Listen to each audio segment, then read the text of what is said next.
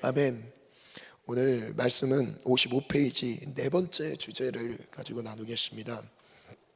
기도의 한계, 성장이 보인다. 기도의 한계, 성장이 보인다인데요.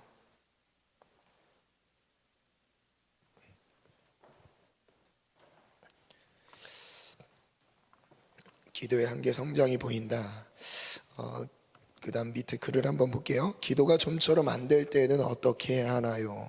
여러분, 기도가 잘 될 때는 문제가 되지 않습니다. 그러나 기도가 안 될 때 어떻게 하느냐? 현실적인 상황에 따라 기도하는 것이 아니라 기도로 현실을 살아가야 합니다. 밑줄을 그어도 좋을 것 같아요. 기도로 현실을 살아가야 한다는 것.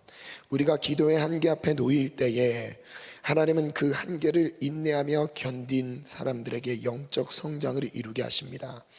기도의 한계는 육신의 정욕, 마음의 의심, 그리고 영적 공격인 마귀에 의해 발생합니다. 내가 겪는 기도의 한계는 무엇인가요? 그 한계에 따른 전략적인 대처가 요구됩니다. 기도가 잘 되시는 분이 여기에 몇 분이나 있을까요? 그리고 우리의 인생에 진짜 기도가 성령이 막 인도하심을 받는 그것을 충만하게 느끼면서 기도가 잘 될 때는 얼만큼 될까요? 기도가 안 될 때가 많을까요? 잘 될 때가 많을까요? 당연히 기도가 잘 안 될 때가 많습니다. 그래서요, 믿음의 세계는요, 이 현실적으로 내가 느껴지는 것에 따라 살아가는 게 아니라요, 내 현실, 내게 느껴지는 이 감각과 상관없이 진리임을 믿고 따라가는 거예요. 순종하는 거예요. 아멘. 그래서 1번 가겠습니다. 우선 방송실 마지막 페이지에서 68페이지에서의 그림을 먼저 한번 띄워주시겠어요? 68페이지에 그림을 보면 오늘 이 세 가지 파트를 나눌 거예요. 우리가 기도의 한계가 느껴지는 그 상황 세 가지가 있는데요. 인간은 영과 혼과 육으로 구성되어 있습니다. 이 눈에 보이는 육체만을 가지고 인간이라고 말하지 않습니다. 하나님이 영적인 존재 아담으로 창조하셨어요. 이 아담이란 말은 하나님과 교제할 수 있도록 영적인 존재로 지음을 받았다는 거예요. 동물과 다릅니다. 여러분, 동물과 인간은 완전 달라요. 그래서 우리가 기도할 때 하나님과의 관계 가운데서 제한을 받는 것도 역시 우리의 인간이 구성된 구성과 연결되어 있다는 거죠. 그래서 세 가지인데요. 첫 번째는 육신이에요. 육신의 정욕, 이 기도를 실천하지 못하게 하는 공격인데요. 이것은요, 피곤, 피로, 고통스러운 몸, 그리고 게으름, 이런 것들입니다. 이런 것들이 우리의 기도 첫 번째 방해가 되고요. 두 번째는 혼적인 영역이에요. 마음이죠. 금요 차례 때 우리 담임 목사님께서 나눠주셨던 주제입니다. 의심입니다. 마음에서 기도의 가장 큰 장애가 되는 것은 의심이에요. 그래서 하나님과의 관계 가운데서 문제가 생깁니다. 그래서 이것은 하나님을 왜곡시키고요, 하나님의 뜻을 오해하게 만들고요, 하나님과의 관계를 단절시키는 것이죠. 그리고 우리가 또 인지하지 못하게 되는 이 두 가지는 우리가 충분히 느낄 수 있는 영역이지만 우리가 전혀 느끼지 못하는 영역이 또 하나가 있습니다. 뭐냐면 영적인 영역인데, 이것은 불가항력적인 힘으로 우리의 기도를 차단시키는 거예요. 내가 특별히 죄를 진 것도 아닙니다. 내 마음에 의심이 생겼던 것도 아니에요. 그런데 기도가 막혀있는 듯한 시기를 보낼 때가 있습니다. 왜 그러냐면 사탄에 의해서, 마귀의 공격에 의해서 아예 기도 자체를 묶어놓는 겁니다. 그 내용을 살펴볼 거예요.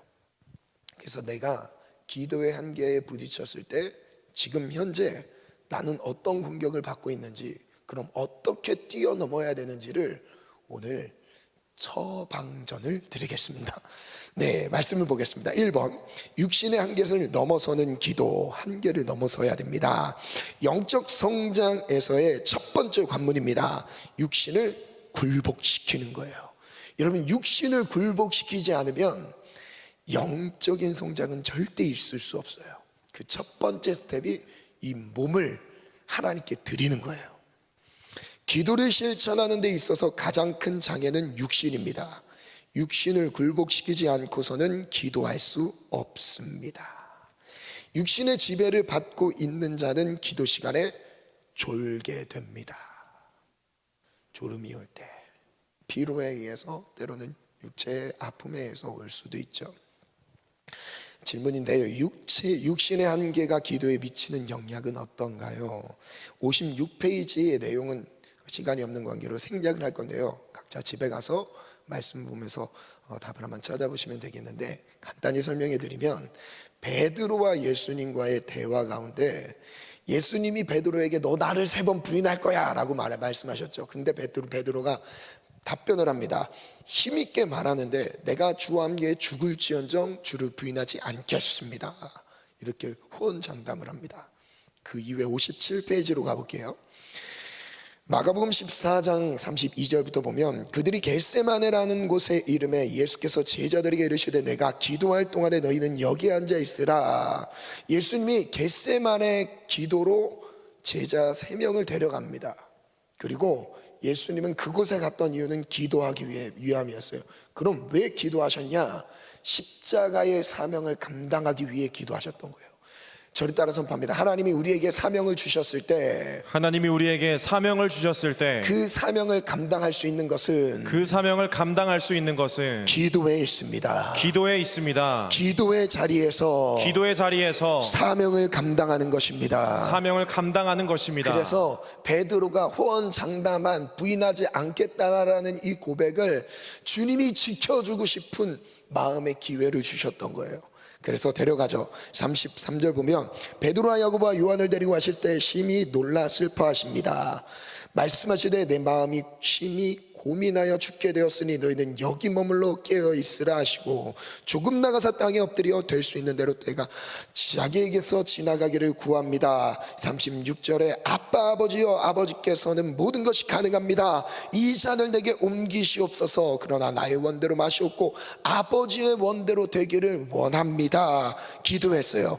그리고 37절부터 같이 읽겠습니다. 40절까지 시작. 돌아오사 제자들이 자는 것을 보시고 베드로에게 말씀하시되 시몬아 자느냐, 내가 1시간도 깨어 있을 수 없더냐? 시험에 들지 않게 깨어 기도하라. 마음에는 원이로되 육신이 약하도다 하시고. 저를 따라 선포합니다. 마음에는 원이로되 육신이 약하도다. 육의 지배를 받으면 기도할 수 없습니다. 영의 지배를 받는 자가 육체를 굴복시킵니다. 그 다음 절 읽습니다. 39절 시작. 다시 나아가 동일한 말씀으로 기도하시고 다시 오사 보신즉 그들이 자니 이는 그들의 눈이 심히 피곤함이로라. 아멘. 질문 가겠습니다. 예수님은 겟세마네에서 제자들에게 뭐라 하셨죠? 기도할 동안에 여기 있으라. 다른 제자들에게는요, 기도하는 자리로 데려가지 않으셨어요. 예수님도 그들에게 그들이 감당할 수 있는 수준까지 도전하시죠. 그리고 그 다음에 보면 예수님은 제자들 중에서 특별히 누구를 데리고 가셨죠? 3명을 데려갑니다. 베드로와 야고보와 요한이에요. 예수님 차별하신 건가요? 절대 그렇지 않죠. 왜 예수님께서 베드로만, 야고보와 요한만, 이 3명만 기도의 자리로 데려가셨을까요? 이유가 있어요. 그 전에 베드로가 무슨 고백을 해요? 제가 죽을지언정 부인하지 않겠습니다. 주님 부인하지 않을 겁니다. 그래서 예수님은 자기가 내뱉은 그 말을 지킬 수 있는 기회를 주신 거예요. 그럼 야고보와 요한은요? 야고보와 요한도요, 세베대의 2 아들이죠. 세베대의 2 아들, 그 어머니가 예수님께 무엇을 요구합니까? 주님, 하나는 우편에 좌편에 앉기를 원합니다. 그거는 아무에게나 허락되는 게 아니야. 그러면서 예수님이 설명해 주셨죠. 예수님 그 높은 자리에 예수님과 함께 있고 싶었던 마음을 예수님께 드렸던 거예요. 뭔가에 알진 못했지만 그들이 분명히 그 길이 십자가의 죽음으로 감당하는 자가 그 자리에 앉을 수 있다는 것을 생각하지 못하고 맡았던 말이지만, 그 세베대의 두 아들도 제가 그 쓴 잔을 마실 수 있다라고 얘기를 하죠. 그래서 예수님 기회를 주신 거예요. 특별히 기도의 기회를 주신 거예요. 여러분, 십자가의 길을 따르길 원하십니까? 아멘. 따르시겠습니까? 아멘. 예수님이 내게 주시는 사명을 감당하시겠습니까? 아멘. 그럼 예수님이요 특별히 기도의 자리로 부르시는 거예요. 아멘. 그래서 특별히 여러분을 기도의 자리로 기도하고 싶은 감동을 주시고요, 기도의 자리로 부르실 것입니다. 아멘. 그런데 여기서 끝이 아니죠. 예수님은 어떤 마음으로 말씀하셨을까요? 심히 놀라고 슬퍼하셨어요. 예수님이 느끼셨던 마음입니다. 예수님은 무엇을 당부하셨죠? 이렇게 말씀하세요. 여기 머물러 깨어있으라. 즉 이 말은 기도하라는 거였어요. 깨어있는 것, 즉 기도하는 거였죠. 그래서 그 다음 예수님은 어떤 자세로 기도하셨죠? 예수님은 어떤 자세로 기도하셨죠? 땅에 엎드려서 기도하십니다. 58페이지 가볼게요. 이 잔을 내게서 옮기시옵소서. 어떤 의미일까요? 이것은요, 예수님이 앞으로 당할 육체의 고통을 피하고 싶은 고백이었습니다. 이 쓴 잔, 이 잔을 내게서 멀리 하게 해주세요. 육체의 고통을 피하고자 하는 마음이었던 거죠. 육신을 굴복시킨 예수님은 결국 무엇을 구하셨나요? 무엇을 구하셨죠? 나의 원대로 마시옵고 아버지의 원대로 되기를 원합니다. 아버지의 뜻을 구하죠. 내가 아무리 고통스러워도 그 고통을 피하고 싶은 마음이 먼저이지만, 그보다 더 먼저가 그럼에도 불구하고 아버지의 뜻, 그 뜻이 내가 고통스러운 그 육체의 고통을 수용해야 돼, 받아들여야 되는 것이라면 그것을 지금 선택하고 있는 거예요. 예수님이 제자들에게 돌아오셨을 때 제자들은 무엇을 하고 있었죠? 자고 있었습니다. 그들은 자고 있었어요. 예수님은 특별히 베드로에게 뭐라고 말씀하셨죠? 호언장담했던, 죽을지언정 부인하지 않겠다고 말했던 베드로에게 이렇게 말씀하십니다. 시험에 들지 않게 깨어있어 기도하라. 베드로와 같은 고백을 드린 저에게, 그리고 여러분 한 명 한 명에게 주님이 말씀하고 계세요. 시험에 들지 않게 깨어있어 기도하라. 그 다음, 마음에는 원이로 돼 육신이 약하도다는 어떤 의미인가요? 이렇게 정리해 봤습니다. 기도를 하고 싶어도 육신이 약해서 못하는 상태예요. 하나님의 뜻을 순종하지 못하는 상태죠.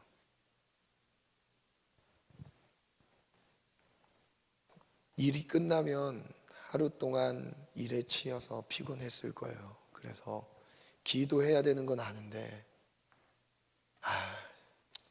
집에 가서 쉬었다 내일 아침에 하자, 새벽 예배 드려야지. 그리고 집에 가서 자고 일어나는데 알람 소리가 들리질 않습니다. 출근 시간쯤 됐을 때 일어나서 부랴부랴 준비해서 나갑니다. 그렇게 또 피곤하게 하루를 시작했어요. 그리고 일이 끝나갈 때쯤 또 피곤이 몰려옵니다. 기도해야 되는 건 아는데 피곤해요. 쉬고 싶죠. 그리고 또 다시 편안한 장소로 발걸음을 옮깁니다. 집으로 가서 편히 쉬죠. 그리고 내일 아침에 일어나서 기도해야겠다. 그러면서 순종이 되질 않는 거예요. 그 다음 예수님이 두 번째 돌아오셨을 때 제자들은 무엇을 하고 있었죠? 또 자고 있었습니다. 그들은 또 자고 있었어요. 베드로와 요한, 야고보는 왜 기도 시간에 잘 수밖에 없었죠? 그들은 왜 잘 수밖에 없었냐? 그들의 눈이 심히 피곤함이로라. 피곤했어요. 간단하게 너무 피곤했어요. 여러분, 피곤해서 기도 못하는 것에 대해서 주님은 그 상황은 이해는 하지만 상황은 다 이해하시죠. 이해 못 하시는 건 아니에요. 그런데 주님은 거기서 뭘 원하시죠? 깨어서 기도하길 바라세요. 그리고 자고 있던 제자들은 예수님 앞에 어떤 모습이었죠? 아무 대답을 할 수 없었어요. 무엇으로 대답할 줄 몰랐습니다. 그럼 정리를 해봤습니다. 1번, 베드로에게 기도의 기회를 주신 이유가 있습니다. 베드로는 다른 제자들과 비교하면서 자신의 믿음을 과시했습니다. 인간적인 열정에서는 다른 제자들보다 앞섰던 것으로 보여집니다. 그래서인지 예수님은 특별히 베드로에게 기도의 기회를 주셨습니다. 두 번째인데요, 베드로의 영적인 현실이었어요. 깨어있으라는 예수님의 당부와는 다르게 베드로는 잠들어 버렸습니다. 예수님이 찾아오셔서 깨우셨지만 또다시 잠들었습니다. 베드로의 영적 현실은 육신의 지배를 벗어나지 못했습니다. 베드로의 영은 육신의 지배 아래 있었습니다. 육신의 지배를 벗어나지 못하면 기도할 수 없습니다. 마지막 세 번째인데요, 베드로가 잠든 이유가 있어요. 이유는 아주 현실적인 타당한 이유입니다. 뭐예요? 피곤해서, 몸이 안 받쳐줘서. 여러분, 청년의 때는 젊은 저도 청년의 때라고 생각을 하고 있습니다. 젊기 때문에 에너지가 사실 더 왕성한데 깨어 있을 땐 왕성하죠. 그리고 잠자는 시간엔 쓰러지듯 잡니다. 그래서 하나님의 뜻하신 기도의 자리에서 내 몸을 깨우기가 힘들어요. 근데 여러분, 깨우셔야 돼요. 눈이 몹시 피곤함이라 몹시 피곤했습니다. 기도하다가 잠들 만한 충분한 이유였습니다. 여러분, 기도 시간에 잘 조는 사람이 있으십니까? 여러분, 그것도 충분한 이유겠죠. 그런데 영이 육의 지배를 당해서 그래요. 육을 지배하시길 바랍니다. 오늘 기도로 육을 지배하시기 바랍니다. 베드로는 육신의 한계를 넘어서지 못해서 피곤을 이기지 못했습니다. 그럼 질문인데요, 육신의 한계를 넘어설 수 있을까요? 어떻게 넘어설 수 있죠? 말씀인데요, 답은 그리스도의 십자가밖에 없어요. 아멘. 여러분, 다른 방법은 없습니다. 갈라디아서 말씀 같이 읽겠습니다. 시작. 그리스도 예수의 사람들은 육체와 함께 그 정욕과 탐심을 십자가에 못 박았느니라. 정욕과 탐심, 육체를 죽음 가운데 버렸어요. 그래서 순종하지 못할 이유가 없어요. 여러분, 가다 쓰러지는 한이 있어도요, 기도하는 자리를 가다가 쓰러져서 그 자리에서 생이 마감되는 한이 있어도요, 기도의 자리를 포기하지 않습니다. 왜요? 하나님의 뜻이니까요. 근데 우리는 너무 우리 육체를 돌봅니다. 너무 가꾸어요. 그럼 건강해야 되는 건 맞아요. 근데 오래 사는 것이 사명입니까? 오래 사는 것 그 자체가 우리에게 사명인가요? 아니에요. 예수님은 3년 정말 짧고 굵게 사역하고 하나님 나라 가셨죠. 예수님이 우리에게 보여주신, 저도 그렇고 저도 예수님보다 더 오랜 시간을 육신을 입고 살아가고 있습니다. 33세 나이로 운명하셨어요. 자기의 모든 에너지를 쏟아내셨습니다. 여러분, 이 나이에 주를 따라가다 쓰러지고 병들고 힘들고 어렵고, 이게 하나님의 뜻이 아닙니까? 하나님의 뜻을 이루다가 당하는 일이라면요, 여러분 수용하시기를 바랍니다. 아멘. 여러분, 십자가를 생각할 때 우리가 못 갈 길이 없고요, 감당하지 못할 문제가 없습니다. 십자가를 바라보면 다 감당할 수 있게 돼 있어요. 그래서 질문입니다. 육체와 함께 무엇을 십자가에 못 박았나요? 정욕과 탐심을 못 박았습니다. 우리 내면에 일어나는 정욕과 탐심, 그러니까 몸을 생각하는 마음이에요. 내 몸을 영적인 것보다 더 돌보는 마음들, 내 영적인 기쁨보다는 육적인 기쁨에 사로잡혀 살아가는 삶들 똑같이 포함되는 거죠. 우리는 어떻게 살고 어떻게 행해야 하나요? 성령으로 살면 성령으로 행한다. 저를 따라 선포합시다. 성령으로 살면 성령으로 행합니다. 성령으로 행합니다. 그래서 성령이 아니고서는 기도할 수가 없어요. 그냥 인간적인 힘으로 한 몇 분 기도하는 것, 그것도 어느 단계에서는 필요할 수 있겠지만요, 성령을 받으셔야 돼요. 성령 하나님의 충만하신 가운데 기도하셔야 돼요. 내가 기도하는 게 아닌 것 같아요. 성령이 내 기도를 이끌어 주십니다. 오늘 그 은혜가 있을지어다. 그래서 로마서 8장에는요, 제가 한번 읽어드릴게요. 육신에 속한 생각은 하나님께 품는 적대감입니다. 그것은 하나님의 법을 따르지 않으며 또 복종할 수도 없습니다. 육신의 생각이라는 거예요. 육신에 매인 사람은 하나님을 기쁘게 해드릴 수 없습니다. 그러므로 형제 자매 여러분, 우리는 빚을 지고 사는 사람들이지만 육신의 빚을 진 것이 아닙니다. 우리는 육신을 따라 살아야 할 존재가 아닙니다. 13절 14절 같이 읽습니다. 시작. 여러분이 육신을 따라 살면 죽을 것입니다. 그러나 여러분이 성령으로 몸의 행실을 죽이면 살 것입니다. 하나님의 영으로 인도함을 받는 사람은 누구나 다 하나님의 자녀입니다. 하나님의 영의 인도함을 받을 때, 하나님의 영이 인도함을 받는 성령의 인도함을 받는 자들이 하나님의 자녀입니다. 하나님의 자녀입니다. 하나님의 자녀된 권세를 누릴지어다. 아멘. 우리의 기도가 내 힘의 기도가 아니라 성령에 사로잡힌 기도가 되기를 축원합니다. 아멘. 여러분, 기도했던 하나님과의 여러분 잊혀졌던 관계들을 오늘 다시 떠올리시고요, 그 관계가 회복되도록 기도합시다. 아멘. 육체의 지배를 받고 있는 모든 상황들을 역전시킵시다. 아멘. 성령의 지배를 받읍시다. 아멘. 영으로서 몸의 행실을 죽이면 살리리. 아멘. 그래서 질문 볼게요. 육신에 속한 생각은 어떤 특징이 있죠? 육신에 속한 생각, 하나님을 향한 적대감이 있습니다. 즉 하나님에 대한 적대감이라는 것은요, 하나님이 말씀하시는 그 뜻에 대해서도 적대감이 있습니다. 그래서 순종하지 못하는 거죠. 하나님의 뜻은 뭐예요? 기도하는 거예요. 그런데 육신의 생각은 그것을 거절해요. 적대감을 갖는 거예요. 그리고 육신에 매인 사람들과 하나님과의 관계는 어떤가요? 하나님을 기쁘시게 하지 못합니다.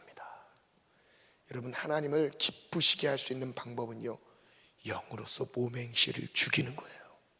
그래서 육신을 따라 살아가면 어떤 결과가 따르나요? 결국 죽는 거예요.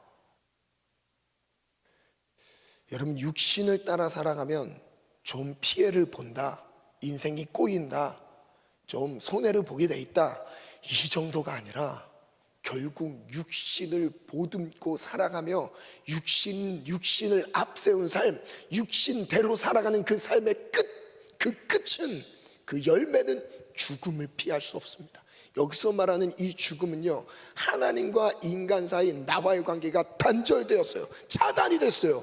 그래서 영적인 생명력을 잃어버린 거예요. 멸망입니다. 멸망. 그래서 사망은 하나님과의 관계가 단절된 걸 의미하죠. 어떤 사람이 살게 되죠? 성령으로 몸의 행실을 죽인 자. 겟세마네 기도의 자리에서 누가 깨어 기도할 수 있는 거예요? 내 육신을 굴복시키는 사람이에요. 그래서 기도할 때 대표적으로 떠오르는 자세가 뭐죠? 무릎이에요. 하나님의 뜻 앞에 내가 굴복했습니다요. 내 육신을 하나님의 말씀 앞에 굴복시켰다는 거예요. 주님 말씀만 하옵소서, 순종하겠습니다. 그 자세인 거죠. 누가 하나님의 자녀인가요? 하나님의 영의 인도함을 받는 사람이에요. 여러분, 이것은요, 제가 정한 기준이 아닙니다. 하나님이 말씀해 주신, 가르쳐 주신 기준이에요. 즉 반대로 설명하면 여러분이 하나님의 자녀라면 성령의 인도함을 받을 수 있는 거예요. 아멘. 내가 하나님의 자녀라면 지금까지는 성령의 인도함을 받는 신앙생활이 무엇인지를 몰라서 못 따라갔을 수도 있겠지만 오늘부터는 그 인도함을 받는 믿음으로 나아가기를 축원합니다. 오늘 나의 기도를 통해, 예배를 통해 하나님께 드려지는 나의 고백을 받으시고 하나님, 나의 영이, 나의 육체가 성령의 인도하심을 받는 삶이 되기를 원합니다. 제가 하나님의 자녀 아닙니까? 하나님의 자녀라는 그 증거로 나의 삶을 성령으로 인도하여 주옵소서, 이 고백을 올려드리는 거예요. 그래서 1번, 예수 그리스도의 십자가의 죽음이 우리의 죽음이며 십자가에서의 죽음은 육체와 함께 정욕과 탐심을 십자가에 못 박는 것입니다. 그래서 2번 읽습니다. 시작. 십자가의 죽음으로 살아가는 사람들은 육체의 정욕에 매여 살아가지 않습니다. 이제는 성령으로 살고 성령으로 행합니다. 3번, 육신의 생각은 하나님과 원수가 되며 하나님의 법을 따를 수 없게 합니다. 결국 멸망을 피할 수 없습니다. 4번, 오직 성령의 인도함을 받는 사람만이 육신을 굴복시킬 수 저를 있습니다. 따라 선포합니다. 하나님의 성령으로 하나님의 성령으로 내게 충만하게 임하여서 내게 충만하게 임하여서 육신을 정복하게 하여 주옵소서. 육신을 정복하게 하여 주옵소서. 육신을 정복할지어다. 아멘, 아멘. 아멘, 아멘. 아멘. 그래서 마지막 그 문장 한번 더 읽습니다. 시작. 육신의 지배를 벗어나지 못한다면 결코 기도할 수 없습니다. 기도는 영으로 육신을 지배하는 영적인 행위이기 때문입니다. 기도는 영적인 행위이기 때문에 할 수 없는 거예요. 쉬울 것 같죠? 아닙니다. 어려워요. 왜냐하면 육신에 사로잡혀 있는 사람들은요, 육신에 매여 있는 사람들은 어려워요. 근데 반면에요, 내가 영으로서 하나님의 뜻을 행하고자 하는 마음의 결단이 있을 때는요, 쉬워요. 그래서 하나님은 마음의 중심을 보고 일하시는 거예요. 두 번째 갑니다. 두 번째 한계인데요, 이거는 혼적인 영역에서 마음의 한계입니다. 마음의 한계를 넘는 기도, 뛰어넘는 기도. 영적 성장의 두 번째 관문은 마음에 일어나는 의심을 정복하는 것입니다. 설마로 시작된 의심은 하나님과의 관계적인 문제에서 비롯된 것입니다. 의심은 모든 사람들에게 있어서 불가피한 마음의 한계입니다. 모두 여기 저를 포함해서 우리 모두가 의심이라는 이것을 뛰어넘으셔야 되는 거예요. 혼적인 영역에서는 이것이 꼭 옵니다. 마음의 한계를 넘지 못한 사람들은 모두 의심에 넘어지게 됩니다. 그러니까 믿음의 확신까지 딱 가기 전까지는요, 의심이라는 마음의 벽이 있습니다. 근데 이 벽을 허물거나 뛰어넘는 사람만 확신 가운데 들어가게 돼요. 근데 이 마음의 의심이라는 이 영역을 인지하지 못하면요, 믿음의 확신, 구원의 확신, 나의 하나님이 나의 삶을 책임지신 확신, 내가 걷고 있는 이 믿음의 길이 확실하다는 그 확신 가운데 걸어가는 것이, 즉 의심이라는 벽이라는 것을 피할 수 없다는 거죠. 무조건 넘으셔야 돼요. 아멘. 그래서 제자들은 왜 깨어있지 못했을까요? 잠들었죠. 다른 각도에서 말씀을 해석해 볼게요. 누가복음 22장인데요, 기도 후에 일어나 제자들에게 가서 슬픔으로 인하여 잠든 것을 보셨습니다. 제자들이 뭐 때문에 잠들었어요? 슬퍼서 잠들었대요. 누가의 그 관점은 좀 달랐어요. 잠든 이유가, 마태가 예수님의 제자들, 지금 베드로가 잠들어 있는 모습은 피곤해서 잠든 것을 얘기하는데, 누가복음에서는 왜 잠들었대요? 슬픔으로 인하여 잠들었던 거예요. 그래서 46절, 이르시되 어찌하여 자느냐, 시험에 들지 않게 기도하라. 예수님의 답변은 똑같았습니다. 그렇다면 여러분, 여기에서 슬펐던 제자들의 마음 상태가 슬펐는데 그 슬펐던 이유가 뭔지 한번 볼게요. 원어 한번 띄워주시고요. 리페라고 발음하는 헬라어인데요, 이 슬픔, 이 뜻은요, 이런 의미예요. 슬프다, 그리고 한숨, 근심이라는 뜻이에요. 억지로 무엇을 할 때 그 한숨을 짓는 거 있죠. 아우, 또 기도하래. 아우, 이 시간 자야 되는데. 무슨 의미인지 알겠죠? 이런 상태. 그래서 제가 이 부분 묵상하면서 정리해 봤습니다. 제자들은 왜 무엇이 슬펐을까요? 예수님의 십자가의 죽음이 슬펐던 것은 아닐 거예요. 예수님이 죽음을 예언했을 때 그 자체가 슬펐다면 여러분 기도해야 되지 않았을까요? 근데 그게 슬펐던 게 아니었어요. 문맥상 자세히 지금 설명할 수는 없지만 그 이유 때문에 슬펐던 건 아닙니다. 제자들이 서로 자리 다툼을 하죠. 제자들 사이에 자리 다툼이 불편했고 부인하리라는 예수님의 말씀이 불편했던 것입니다. 나는 지금 잘 따라가고 있는데 너 예수님 너 다 굴기 전에 나 3번 부인할 거야. 다 너희들 나 다 배신하고 떠날 거야. 여러분 이 얘기를 들으면 여러분 기분 좋으세요? 내가 지금 나의 생계까지 집어 던지고 예수님 따랐는데 내가 지금 예수님을 따른 거 나 금을 버리고 저 자식 버리고 가정 뒤로 하고 예수님 따랐는데 예수님이 지금 나에게 오는 답변은 뭐라고 말씀? 야, 그 정도로는 충분해. 야, 나와 함께 하자. 너 잘 갈 수 있어. 격려와 위로 이런 게 아니라 용기를 주는 언어로 베드로와 제자들에게 말씀하셨던 게 아니라 뭐라고 말씀하셨냐면 그들의 취약한 영적인 상태를 아주 직설적으로 말씀하십니다. 너 나를 부인할 거야. 저주하면서 부인할 거야. 근데 그 얘기를 듣는 그들의 마음 상태 여러분 생각해 보세요.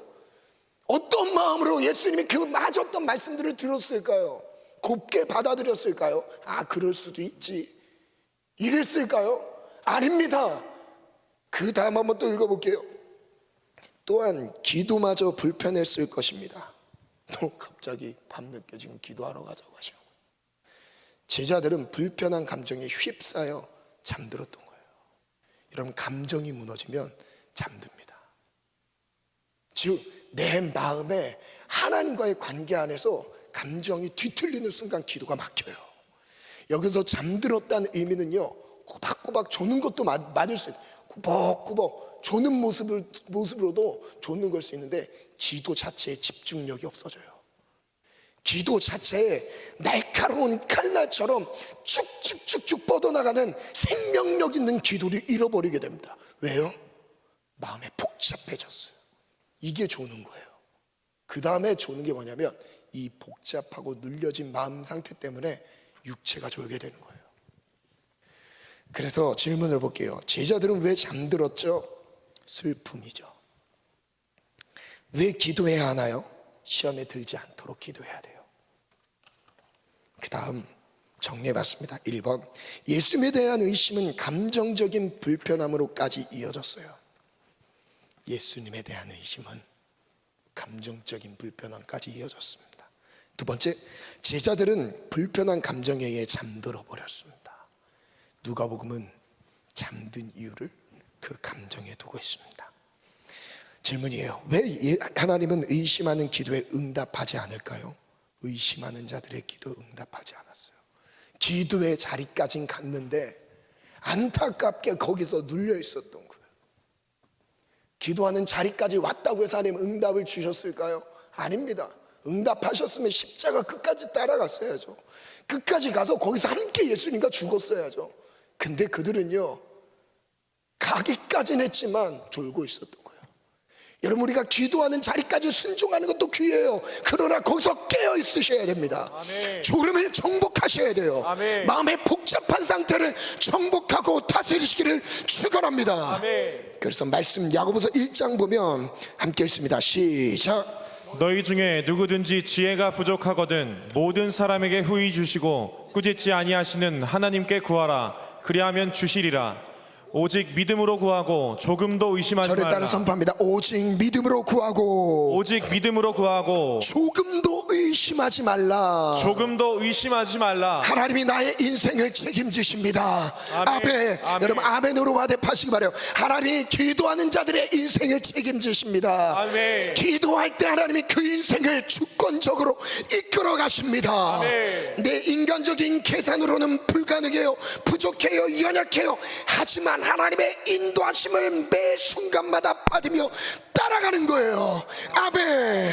그래서 이어서 제가 선포합니다. 의심하는 자는 마치 바람에 밀려 요동하는 바닷물결 같으니 이런 사람은 무엇이든지 주께 얻기를 생각하지 말라. 두 마음을 품어 모든 일에 정함이 없는 자로다. 질문에 대한 답. 하나님은 어떤 분이시죠?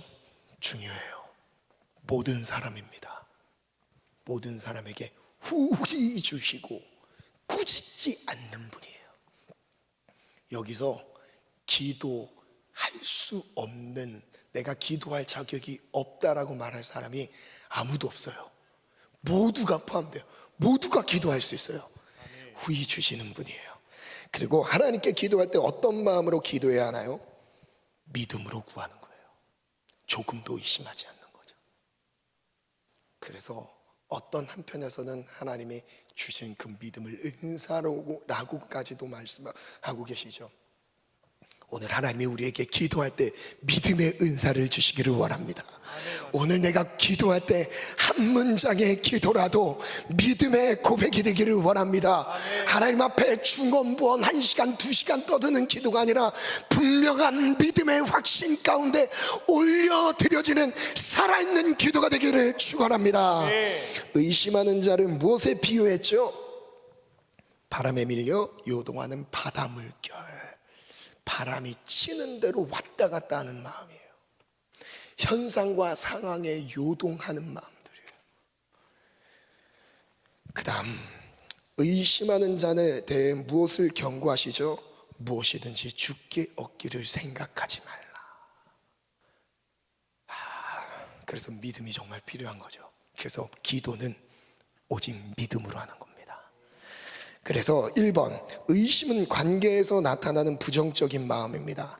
의심이 가득한 기도에서, 하나님과의 의심이 가득한 기도에서 하나님과의 관계적인 문제를 발견하게 됩니다. 2번, 하나님은 모든 사람에게 후히 주시고 꾸짖지 않으시는 분이죠. 3번, 의심하는 사람은 하나님께로부터 아무것도 받을 수 없습니다. 그래서 읽어볼까요? 시작. 의심하는 사람에게 가장 먼저 필요한 것은 기도의 응답이 아니라 하나님과의 신뢰관계가 회복되는 것입니다. 이것을 구하는 기도를 먼저 하셔야 돼요. 아멘.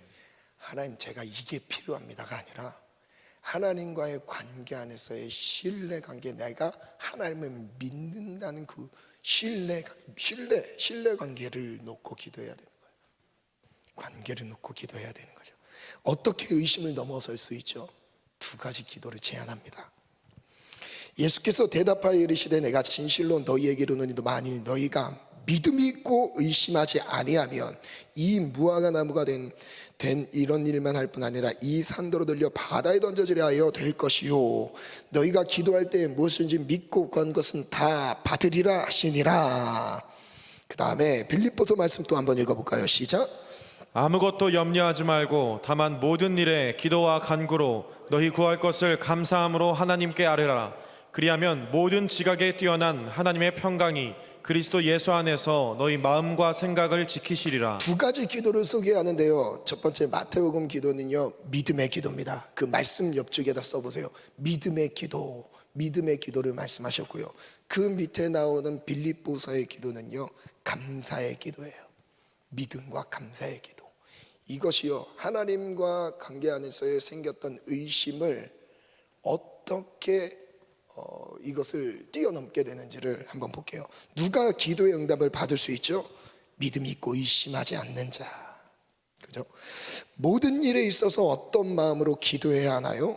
감사함으로 하나님께 아뢰야 되죠. 감사하는 마음으로 기도를 드릴 때 무엇이 우리를 지켜주죠?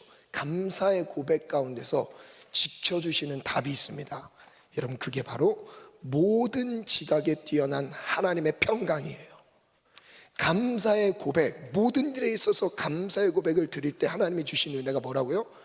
모든 지각에 뛰어난 하나님의 평강을 주신대요. 근데 그 평강이 결국 감사하는 마음으로 드리는 기도는 우리의 무엇을 지켜주셔? 마음과 생각을 지켜줘요. 즉 의심을 뛰어넘지 못했던 그 한계를 뛰어넘게 하세요. 아멘. 그래서 1번, 믿음의 기도 한번 읽어볼까요? 시작. 믿음의 기도는 모든 의심을 물리칩니다. 물리치는 거예요. 이건 의심의 기도에 대해서 물리치는 기도입니다. 아멘. 그 다음에 읽습니다. 시작. 하나님은 믿음의 기도를 가장 기뻐하십니다. 왜냐하면 하나님의 존재 자체를 인정하기 때문입니다. 저를 따라 선포합니다. 믿음의 기도를 가장 기뻐하신다.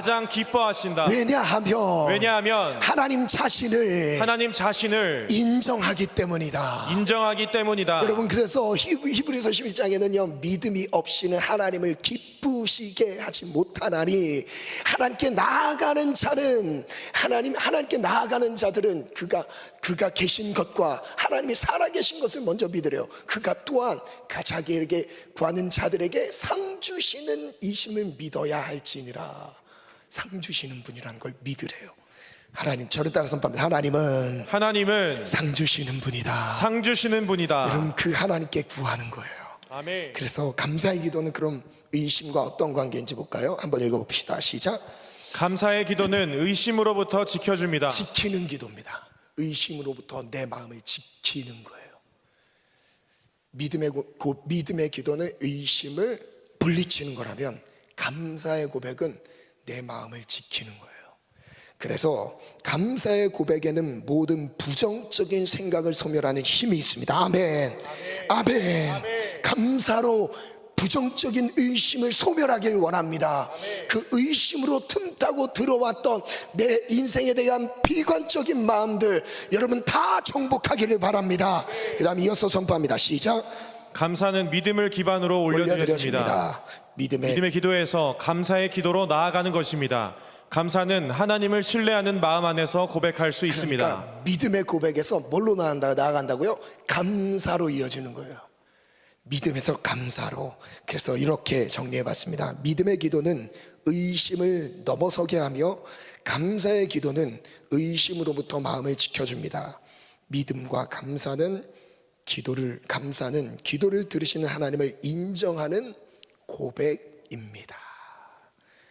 그리고 마지막, 영적 세계의 한계를 넘어서는 기도인데요, 마지막으로 보이지 않는 영적 세계에 대한 한계가 있습니다. 마귀는 기도의 응답을 가로막고 기도의 한계를 느끼게 하죠. 왜 기도의 응답이 늦춰질까요? 볼게요.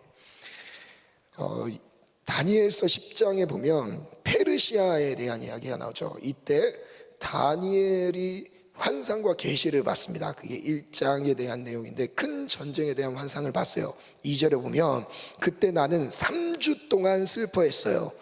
좋은 음식과 고기를 먹지 않고 포도주에 입을 대지 않았어요. 전혀 기름을 바르지 않았던 다니엘의 모습을 말씀하셨죠. 첫 번째 질문 생략하고, 두 번째 질문, 다니엘은 얼마 동안 슬퍼했죠? 3주 동안 슬퍼했어요. 21일이죠. 우리가 다니엘 21일 그 기도, 작전 기도 할 때 이 말씀을 기반으로 의지해서 하는 거거든요. 다니엘은 21일 동안 어떻게 기도했죠? 1번, 좋은 음식과 고기를 먹지 않았어요. 2번, 포도주를 입에 대지 않았어요. 3번, 기름을 바르지 않았어요. 즉 금식하며 엎드렸던 거예요. 그리고 다니엘 넘어가서, 그때 그가 나에게 이렇게 말하였다. 하나님의 은총을 크게 받은 다니엘아, 하나님 말씀하시죠. 일어나 내가 너에게 하는 말을 잘 들어라. 하나님께서 나를 너에게 보내셨다. 내가 떨면서 일어섰습니다. 그리고 12절, 그가 다시 나에게 말하였다. 다니엘아, 두려워하지 말아라. 내가 깨달음을 얻기 위해 내 하나님 앞에서 자신을 낮추려고 결심한 첫날부터 하나님은 내 기도를 들으셨다. 그래서 내가 내 기도의 응답으로 여기까지 왔다. 기도를 시작했던 첫 시간부터 이미 응답을 했는데 21일 동안 다니엘 손에는 주어지지 않았던 거예요. 왜 그런 일이 있었냐? 바로 13절 읽겠습니다. 시작. 페르시아 제국을 지배하고 있는 강한 악령이 21일 동안 내 길을 막았으나 천사장 중에 하나인 미가엘이 와서 나를 도와주었으므로 내가 페르시아를 지배하고 있는 이 악령들을 물리치고 올 수 있었다. 무슨 의미냐면, 응답을 가지고 하나님의 부름을 받은 천사들이 응답을 가지고 기도하면요, 여러분 영적인 원리를 지금 이 성경에서 말하고 있는 거예요. 기도를 하면 하나님이 천사를 보내서 기도의 응답을 내 삶에 갖고 오는 거예요. 그런데 여러분, 대적 기도가 필요한 이유는 뭐냐면, 대적 기도를 하잖아요. 그러면 내 응답을 갖고 있는 이 천사들, 하나님의 응답이 쫙 내려오는데, 이것에 대해서 공격하는 사단의 무리들이 있습니다. 악한 영들이 있어요. 그것을 기도로 파쇄하는 겁니다. 기도로 대적하는 거예요. 없애는 거예요. 그래야 응답이 빨리 오는 겁니다. 그래서 이걸 몰랐던 거죠. 21일 동안 하나님의 도우시는 응답은 오긴 기도한 것에서 응답은 오고 있으나, 그거에 대해서 불강력적으로 막혀져 있는 악한 영들의 세력들이 있었다는 거죠. 그래서 14절, 이제 내가 여기에 온 것은 앞으로 내 백성에게 일어난 일들을 말해주기 위해서다. 미래에 대한 예언을 말씀하셨던 장면들입니다. 질문은 생략하고요, 67페이지로 갈게요. 1번, 다니엘이 본 환상은 어떤 환상이었냐? 하나님은 다니엘에게 먼 훗날 벌어질 큰 전쟁에 대한 환상을 보여주셨어요. 다니엘은 그 환상을 깨닫기 위해 21일 동안 금식하며 기도했어요. 2번, 응답을 둘러싼 영적인 전쟁. 읽어볼까요? 시작. 하나님은 다니엘이 기도하기 시작한 첫날부터 응답하셨습니다. 다만 천사가 기도의 응답을 다니엘에게 가져오는 동안 악령들에게 공격을 받게 되면서 응답을 늦게 받게 된 것입니다. 여러분, 응답이 늦으시는 분들이 지금 응답이 늦게 온다라는 생각을 갖고 있는 분들이 있으세요? 여러분, 끝까지 기도하시길 바랍니다. 끝까지 인내하시길 바랍니다. 결국 손에 주어 주십니다. 결국 하나님의 뜻을 이루게 하십니다. 아멘. 그래서 3번 읽습니다. 시작. 기도의 응답이 멈춰진 것 같지만 영적 실상은 마귀의 방해에 의해 응답이 더디게 느껴졌던 것입니다. 그래서 응답이 없는 것이 아니라 막혀 있는 거예요. 응답이 없는 것이 아니라, 하나님이 나에게 주시지 않는 것이 아니라 막혀 있는 거예요. 그래서 우리 장자권의 선포가 얼만큼 강력합니까? 막 선포하는 거예요. 우리의 삶을 비관적으로 우울하게 만든 악한 영들아, 떠나가라, 막 떠나가라. 하나님 나의 인생을 열어가신다, 맡겨드리는 거예요. 난 갈수록 잘 된다. 하나님께서 난 하나님의 자녀다. 네가 어찌하여 나를 공격하느냐. 세상의 어둠의 영들을 떠나가라, 막 공격하는 겁니다. 여러분, 기도하는 사람, 여러분 절대 그 자리에서 좌절하거나 포기하지 말길 바라요. 끝까지 하나님은 일하십니다. 그래서 에베소서 6장 말씀은요, 전신갑주에 대한 내용인데요, 질문으로 그냥 바로 갈게요. 우리는 어떻게 강건해질 수 있죠? 주 안에서 그 힘의 능력으로 강건해질 수 있어요. 말씀에 기록되어 있죠. 끝으로 너희가 주 안에서와 그 힘의 능력으로 강건하여지고, 하나님 안에서만 강건해질 수 있어요. 즉 하나님 안에서만 사탄을 무찔러 수 있어요. 하나님이 나를 도우시는 힘을 막고 있는 어둠의 세력들을요, 하나님 안에서만 이길 수 있는 거예요. 아멘. 다니엘이 그래서 기도했던 거예요. 21일 동안 기도했던 거예요. 금식했던 거예요. 하나님 도와주세요. 하나님 살려주세요. 하나님이 응답은 지금 오고 있습니다. 기도만 계속하고 있다면요, 그 응답은 멈춰지지 않습니다. 오고 있어요. 저를 따라 선포합니다. 하나님의 응답은 지금도 오고 있다. 지금도 오고 있다. 절망하지 말자. 그래서 싸우기를 축원합니다. 아멘. 두 번째 질문인데요, 마귀의 관계를 대적하기 위해 무엇이 필요하죠? 마귀의 관계, 우리를 막고 있는 마귀의 관계를 대적하기 위해 하나님의 전신갑주가 필요합니다. 거의 끝났어요. 사랑합니다. 세 번째, 우리의 싸움의 대상은 누구이죠? 통치자들, 권세들, 어둠의 세상 주관자들, 그리고 하늘에 있는 악의 영들이라고 말씀하고 있어요. 여러분, 우리의 싸움의 대상은요, 나와 성격이 안 맞는 옆 사람이 아닙니다. 주변 우리 직장 생활에서 부딪히는, 저 사람은 왜 이렇게 까다로워? 저 사람은 왜 이렇게 계획이 없어? 대책이 없는 사람이야. 여러분, 나와 성향이 다르고 기질이 다른 사람, 여러분 다 하나님이 만드신 작품들이에요. 나에게 끼워 맞추려고 하면요, 안 맞습니다. 같이 조화가 돼서 협력해서 쓰임을 받는 것이죠. 우리의 싸움의 대상은 사람이 아니라는 거예요. 누구예요? 사탄 마귀예요. 이 어둠의 세상 주관자들입니다. 사단을 향해 대적하시길 바랍니다. 권세자들을 향해 대적하시길 바랍니다. 하늘에 있는 악의 영들을 상대하는 하나님의 군대가 일어나기를 축원합니다. 아멘. 그래서 왜 하나님의 전신갑주를 취해야 하나요? 첫 번째는 악한 날에 능히 대적하기 위해서요. 하나님의 도우심을 못 받도록 대적하는 수많은 악한 영들, 눈엔 보이지 않아요. 그러나 여러분요, 악한 영들이 하는 짓을 보면 나타나게 되어 있습니다. 여러분, 세상에 하나님의 뜻을 떠나서 극으로 치우치는 그 영혼들을 보십시오. 뭐에 매여 있습니까? 정사와 권세, 세상의 영들에게 매여 있기 때문에 그런 일들을 하는 거죠. 여러분, 그것을 파하는 기도를 하셔야 돼요. 정죄하는 것이 아니라 그 영혼을 사로잡고 있는 악의 영들을 향해서 여러분 대적하셔야 됩니다. 그것이 그리스도인의 우리 예배자들의 책무인 거예요. 그래서 두 번째는 모든 일을 행한 후에 서기 위해, 즉 사명을 감당하기 위한 거예요. 그래서 영적 전쟁의 승리와 함께 무엇이 주어지냐? 하나님의 사명을 감당하는 은혜가 주어지는 거예요. 싸울 줄은 모르며 사명을 감당할 수 없어요. 여러분, 내가 악한 영들과 싸움의 전투 태세를 갖추지 않으면요, 하나님이 내게 맡기신 사명을 온전하게 감당할 수가 없는 거예요. 그래서 싸우셔야 돼요. 오늘 하나님이 내게 착용하게 하시는 전신갑주를 입으시기를 바라요. 아멘. 하나님의 진리의 허리띠, 평안에 예배한 복음의 신발, 믿음의 방패, 구원의 투구, 성령의 검, 하나님의 말씀을 가지러 우리에게 주어주십니다. 1번, 기도의 응답이 더딘 것이 아닙니다. 기도는 시작할 때 이미 응답되었습니다. 두 번째, 다만 기도의 응답을 손에 쥐기까지 영적 전쟁을 치러야 합니다. 기도 응답을 방해하는 영적 세력인 악한 영들을 경계하며 대적해야 합니다. 아멘. 아멘. 그래서 함께 읽습니다. 시작.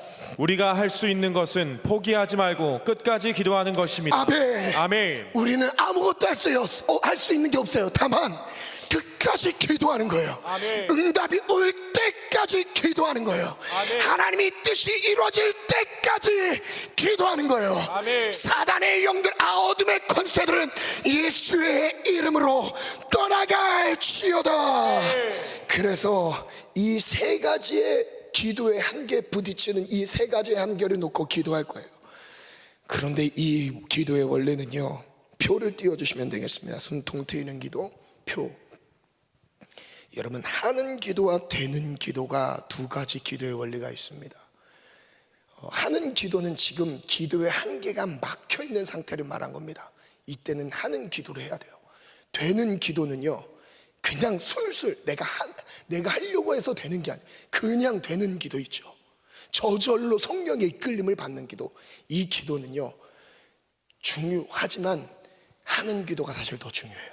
하는 기도가 되어야 그 뒤에 누구에게든지 하나님이 되는 기도를 인도하셨을 때 그 은혜를 사실 다른 분량으로 누리게 됐는데, 그걸 설명해 드릴게요. 기도의 내용을 보면 하는 기도는 하나님의 뜻을 구합니다. 그리고 되는 기도는 하나님의 뜻을 이루는 기도예요. 하나님의 뜻을 구해요. 하는 기도를 통해. 그리고 기도가 될 때 하나님이 자연스럽게 하나님의 뜻을 내 삶에 이루시죠. 마음의 상태는요, 하는 기도 간절함이 필요해요. 여러분, 오늘 기도할 때 간절하게 기도하셨으면 좋겠어요. 기도의 한계가 느껴지십니까? 간절하게 돌파하시면 돼요. 되는 기도는 그냥 담대함으로 밀고 나가는 거예요. 막 불도저처럼 밀고 나가는 겁니다. 영적인 현장이 바로 기도의 한계였죠. 육신과 마음, 의심, 그리고 마귀에 의한 한계를 느끼게 되죠. 되는 기도에서는 어때요? 기도의 영적인 현장이 성령의 도움을 받는 기도가 됩니다. 쭉 이끌림을 받죠. 믿음의 요구는 여기서 하나님이 우리에게 받으시는 믿음의 요구가 있어요. 그게 무엇이냐? 하나님 이걸 받길 바라세요. 인격과 의지, 인격 즉 우리의 의지가 하나님 앞에 온전히 드려지길 바라세요.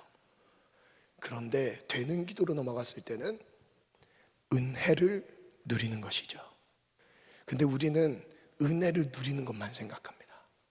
하나님이 기도가 되게 하실 때, 그냥 뭐 특별히 뭔가 은혜가 임할 때 기도하는 건요, 누구나 다 해요.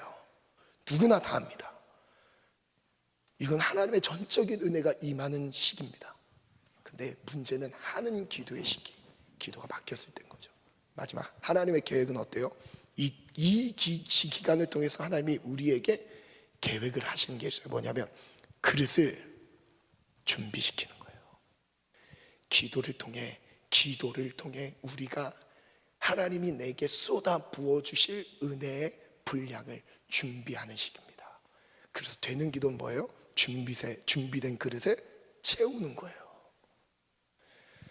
그릇의 용량에 따라 하나님의 은혜가 채워지는 분량 자체가 달라지는 거예요.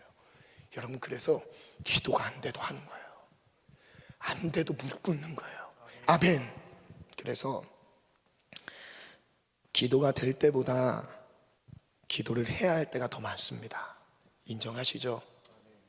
하는 기도는 하나님의 뜻을 구하는 수준이라면 되는 기도는 하나님의 뜻을 이룹니다. 기도를 통해 경험하는 것을 말합니다. 예수님은 십자가 사역을 앞두고 겟세마네에서 하나님의 뜻을 구하는 기도로 시작하셨고, 후에는 기도의 자리에서 십자가를 실제 경험하셨습니다.